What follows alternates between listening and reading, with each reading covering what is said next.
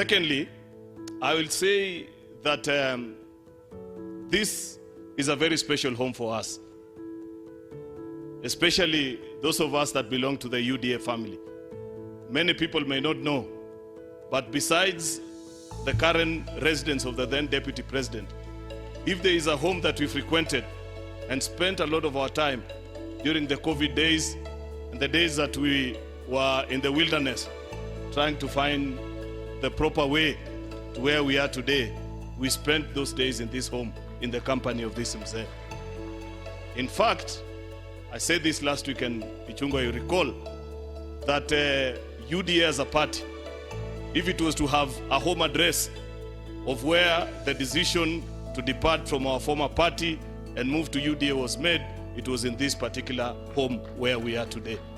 At that time, His Excellency the President, the eternal optimist that he is, still believed that it was possible to mend ways and find comfort where we belonged.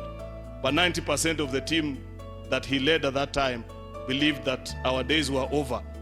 And that decision was taken in this home.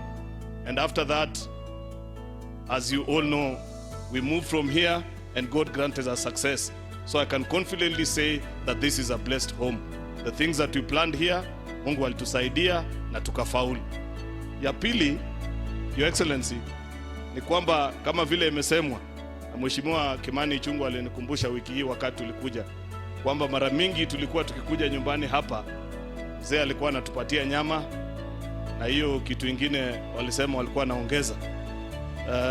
There is one time, and it was the only time it was served, because nimesahau jina, but Kimani told us, alisema sijui inaitwa nini. Tuliletewa sisi wote na ikaekwa kwa vikombe hapo.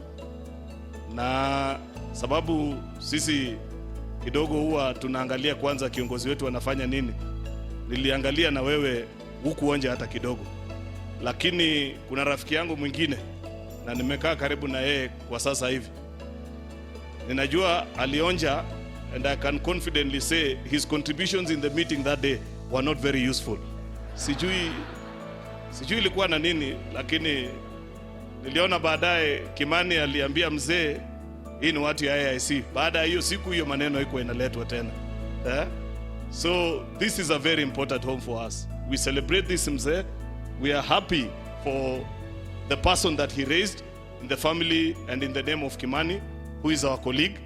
Just like Junet has observed, there are two traits of this mzee that I see in the life and the leadership of our colleague, Mheshimiwa Kimani Ichung'wah. Number one, because ukisoma hii kitabu ya wasifa ya mzee, inasema yeye alikuwa mtu wa kuzungumza ile na vile anaona maneno. Those that know Mheshimiwa Kimani Ichung'wah, they also know that to Kimani Ichung'wah, black is black and white is white. There are no gray areas for him. And by the way, many times that gets him into a lot of trouble. Some of us, you know how to, maybe we don't have the kind of courage that you have, Kimani. And to Kimani, if he likes something, he will say, I like it. If he doesn't, he will say, I don't like it. And many times people take offense. But that has been also very useful in our political journey. I will also live to recall when I was reflecting here that a few months to the election, when a certain decision was made, which, whether it was right or wrong, time has lived to prove who was right. Between those who said we take a particular position, I'm avoiding to say you, Your Excellency, but you know that. And those like Kimani, who put their foot down and said that this is a wrong decision. In fact, on the day that the unveiling was being done, Kimani never showed up to that meeting. And when I called him to say, please, you're a team member, once a decision has been made, you have to live by it, he told me, Aaron, you know me very well. For me, black is black and white is white. That is a wrong decision. I thought he was wrong, but over time, the country has come to realize Kimani was right indeed. That was absolutely wrong. Second thing that I know about this Kimani, it has been said in the manuscript that this mzee knew so many languages to show that he was a true Kenyan.